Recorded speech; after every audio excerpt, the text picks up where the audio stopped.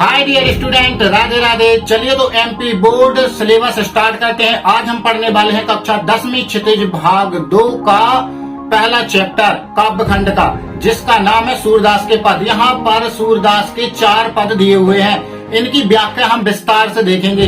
Dear student, video को last तक देखिएगा। आप लोगों को हर पद बहुत ही विस्तार पूर्वक बताया जाएगा और आप स्क्रीनशॉट ले लेना ताकि आप नोट्स बना सकें। चलिए तो शुरू करते हैं। डियर स्टूडेंट, कक्षा 10वीं क्षितिज भाग 2 का पहले चैप्टर का पहला पद आपकी स्क्रीन पर दिया हुआ है।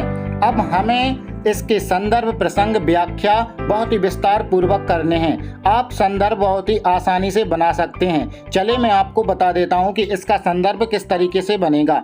तो डियर स्टूडेंट, जैसे कि हमें पता है कि यह कक्षा 10वीं की क्षितिज भाग 2 से लिया गया है, तो इसका संदर्भ किस तरीके से बनाएंगे कि प्रस्तुत पद्यांश हमारी पाठ्य पुस्तक क्षितिज भाग 2 के सूरदास के पद से लिया गया है और इसके कवि सूरदास जी हैं। और इसका प्रसंग भी बहुत ही आसानी से आप बना देंगे। इसका प्रसंग क्या रहेगा कि प्रस्तुत पद्यांश में गोपियों ने उद्धव जी को बहुत ही भाग्यशाली बताया है।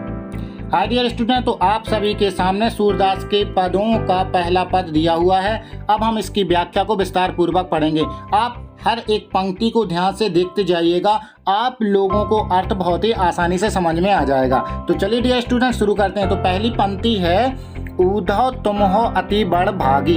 इन पंक्तियों में गोपियां उद्धव से व्यंग करती कहती हैं कि तुम बहुत ही भाग्यशाली हो। अपरस रहत स्नेह तगाते नाहिन मन अनुरागी। जो कृष्ण के पास रहकर भी उनके प्रेम और स्नेह से वंचित हो। पुरैनी पात का मतलब होता है कमल के पत्ते। पुरैनी पात रहत जल भीतर तारस देह न तागी। तुम कमल के उस पत्ते के समान हो जो रहता तो जल में है परंतु जल में डूबने से बचा रहता है। ज्यों जल माह तेल की गागरी बूंद न ताके लागी। प्रीति नदी में पाँव न बारियो दृष्टि न रूप परागी। जिस प्रकार तेल की गगरी को जल में भिगोने पर भी उस पर पानी की एक भी बूंद नहीं ठहर पाती, तुम उसी प्रकार हो। ठीक उसी प्रकार तुम श्री कृष्ण रूपी प्रेम की नदी के साथ रहते हुए भी उसमें स्नान करने की बात तो दूर, तुम पर तो श्री कृष्ण प्रेम की एक छींट भी नहीं पड़ी। तुमने कभी प्रीति नदी में पैर नहीं डुबोए। तुम बहुत विद्वान हो, बहुत ही ज्ञानी हो, इसलिए कृष्ण के प्रेम में नहीं रंगे। परंतु सूरदास अब लाहम भोरी गुर चीटी ज्यों पागी। परंतु हम तो भोली भाली गोपियां हैं, इसलिए हम उनके प्रति ठीक उस तरह आकर्षित हैं जैसे चींटियां गुड़ के प्रति आकर्षित होती हैं। हम उनके प्रेम में लीन हैं। डियर स्टूडेंट, इसको आप स्क्रीनशॉट ले लेना इसका, और आप लोग इसको अपनी कॉपी में नोट कर लेना। आप लोगों को बहुत ही अच्छे तरीके से इसकी व्याख्या समझ में आ जाएगी। इस वीडियो को आप बार बार देखिएगा। तो चलिए अब हम सूरदास के दूसरे पद की व्याख्या देख लेते हैं। तो दूसरा पद हमारी स्क्रीन पर दिया हुआ है कि मन की मन ही मांझ रही। कहिए जाए कौन पे उद्धव नाही परत कहीं। अवधि आधार आस सावन की तन मन बिथा सही। अब इन जोग संदेश सनी सुनी सुनी बिरहिनी बिरह दही। चाहती हुती गुहारी जितही ते उत ते धार बही। सूरदास अब धीर धरही क्यों मर जादा न लही। डियर स्टूडेंट, अब हम इनकी पंक्तियों के अर्थ को पढ़ते हैं। डियर स्टूडेंट, थोड़ी ध्यान से सुनिएगा, आप लोगों को बहुत ही आसानी से इन पंक्तियों का अर्थ समझ में आ जाएगा। तो गोपियां उद्धव से अपनी पीड़ा बताते हुए कह रही हैं, जब से श्री कृष्ण गोकुल छोड़कर गए तो उनकी मन की बात मन में ही रह गई। वे इस आशा में अपने तन मन की पीड़ा को सह रही हैं कि जब कृष्ण लौटकर आएंगे तो हमारे सारे दुख दूर हो जाएंगे। वे अपने प्रेम को श्री कृष्ण के समक्ष व्यक्त करेंगी और कृष्ण के प्रेम की भागीदार बनेगी। परंतु कृष्ण जी ने हमारे लिए ज्ञान योग का संदेश भेजकर हमारे दुख को और बढ़ा दिया है। जब उन्हें पता चला कि श्री कृष्ण जी लौटकर नहीं आएंगे तो इस संदेश को सुनकर गोपियां टूट सी गईं और उनकी विरह की व्यथा और बढ़ गई और उन्हें श्री कृष्ण के रूप सौंदर्य को द्वारा निहारने का मौका अब नहीं मिलेगा। उन्हें ऐसा प्रतीत हो रहा है कि अब हमेशा के लिए श्री कृष्ण से बिछुड़ चुकी हैं। इसी वजह से गोपियां वियोग में कह रही हैं कि श्री कृष्ण ने हमारे साथ छल किया है और उन्होंने मर्यादा का उल्लंघन किया है, क्योंकि लोग मर्यादा तो यह कहते हैं प्यार के बदले प्यार ही मिलना चाहिए।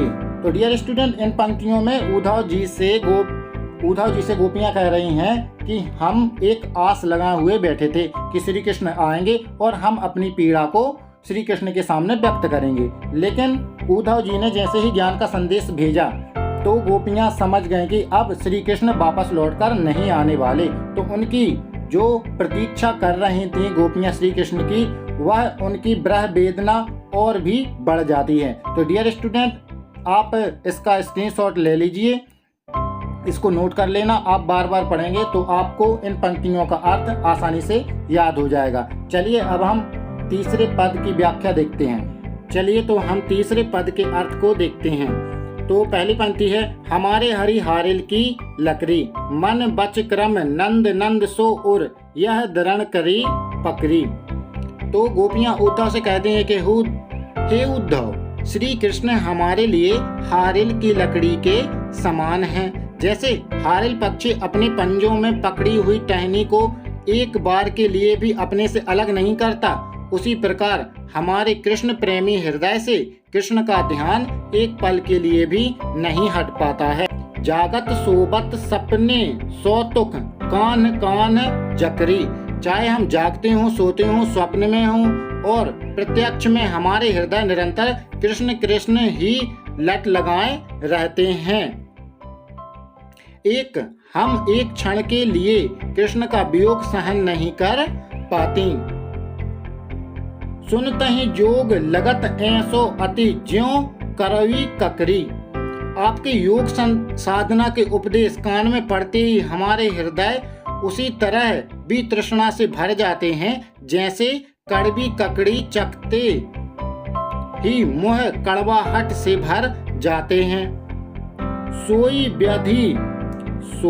व्याधि हमें ले आए, देखी सुनी ना करी, यह तो सूर्य तिन्ही ते दीजिए जिनके मन चक्री। हे उद्धव, आप कड़वी ककड़ी जैसे इस योग रूपी रोग को हमारे लिए ले आए। हमने आज तक इस व्याधि को ना देखा है, ना सुना है और ना कभी इसे किया है। उद्धव, आप इस योग के रोग की शिक्षा उन लोगों को दीजिए जिसके मन अस्थिर हैं, जिनमें दृढ़ प्रेम भाव का अभाव है। तो गोपियां क्या कह रही हैं कि हम तो श्री कृष्ण के प्रेम में लीन हैं, हमें आप ये योग का संदेश ना दें। हमारे लिए तो ये योग का संदेश कैसा लग रहा है, जैसे कड़वी ककड़ी रहती है, उसी प्रकार हमारे लिए आपका ये योग का संदेश कड़वी ककड़ी के समान है। डियर स्टूडेंट, अब आप इसका स्क्रीनशॉट ले लीजिए और अपनी नोटबुक में नोट कर लेना। बार बार इसको पढ़ना, आपको बहुत ही अच्छे तरीके से इसका अर्थ याद हो जाएगा। चलिए अब देखते हैं अगले पद के अर्थ को। डियर स्टूडेंट, चलिए अब हम चौथे पद की पंक्तियों के अर्थ को देखते हैं। तो गोपियां आपस में बात करती हुई क्या कह रही हैं, हरि हैं राजनीति पढ़ आए। तो गोपियां कह रही हैं कि श्री कृष्ण ने अब राजनीति पढ़ ली है, समझी बात कहत मधुकर जो, समाचार कछु पाए। तो गोपियां क्या कह रही हैं कि श्री कृष्ण के समाचार को सुनकर हमें लग रहा है कि श्री कृष्ण ने राजनीति पढ़ ली है। डियर स्टूडेंट, यहाँ पर एक पंक्ति दी नहीं गई है, आप बुक में देखिएगा, आप लोगों को वहाँ पर मिल जाएगी। चलिए इसके अर्थ को आगे जानते हैं कि गोपियां कह रही हैं कि श्री कृष्ण जी बचपन से ही बहुत चतुर और चालाक थे। पहले गोपियां क्या कह रही हैं कि श्री कृष्ण ने राजनीति पढ़ ली है। उनके समाचार को सुनते ही हमें ज्ञात हो रहा है कि श्री कृष्ण ने राजनीति पढ़ ली है। गोपियां क्या कह रही हैं कि एक तो वो पहले से ही बचपन से चतुर और चालाक थे। अब वह बड़े बड़े ग्रंथ पढ़ने के बाद इन पंक्तियां जो ये यहाँ पर ये अर्थ दिया हुआ है, इसकी यहाँ पर पंक्ति नहीं दी गई है, ये आपको बुक में मिल जाएगी। वह बड़े बड़े ग्रंथ पढ़ने के बाद और भी बुद्धिमान हो गए हैं। वह उद्धव से कहती हैं कि श्री कृष्ण की चतुराई को मानना होगा कि कैसे सब कुछ जानते हुए भी उन्होंने उद्धव को योग के संदेश के साथ भेजा है। इसमें उद्धव का कोई दोष नहीं है, वह तो भले लोगों का कल्याण करके ही आनंद प्राप्त करता है। वह कहती हैं कि मथुरा जाते वक्त श्री कृष्ण अपने साथ साथ हमारा मन भी ले गए थे। जब श्री कृष्ण मथुरा गए थे तो गोपियों का मन भी साथ में ले गए थे। अब हमें वह वापस चाहिए। उनके अनुसार श्री कृष्ण अपना राज्य धर्म भी नहीं निभा रहे हैं। एक राजा का यही धर्म होता है कि वह अपनी प्रजा का ख्याल रखे, उनके सारे दुखों को नष्ट करे, किंतु यहाँ पर कृष्ण ही उनके दुख का कारण बन रहे हैं। इसलिए गोपियां चाहती हैं कि श्री कृष्ण उनके सामने आकर दर्शन दें, उन पर अत्याचार ना करें और उनके हृदय की पीड़ा को शांत करें। डियर स्टूडेंट, इस तरीके से सूरदास के चारों पद के अर्थ हमने देख लिए हैं। अब आप इसका स्क्रीनशॉट ले लीजिए और इसके अर्थ को अपनी नोटबुक में नोट कर लेना और बार बार इसको पढ़ना। आप लोगों को बहुत ही आसान तरीके से इसकी व्याख्या याद हो जाएगी। डियर स्टूडेंट, अगले वीडियो में मैं आपके लिए इस चैप्टर के प्रश्न उत्तर विस्तार पूर्वक लाऊंगा। डियर स्टूडेंट, मुझे पूरी उम्मीद है कि आप लोगों को सूरदास के ये चारों पद बहुत ही अच्छे से समझ में आ गए होंगे। अब हम नेक्स्ट वीडियो में इसके प्रश्न उत्तर आप लोगों को विस्तार पूर्वक लाने वाले हैं। आप लोगों को एक भी डाउट नहीं रहेगा। मैं आप लोगों को इस चैनल के माध्यम से कक्षा 10वीं का पूरा सिलेबस लाने वाला हूं, इसलिए चैनल को सब्सक्राइब कर लीजिए, वीडियो को लाइक करें और ज्यादा से ज्यादा शेयर करें। मिलते हैं अगले वीडियो में। राधे राधे।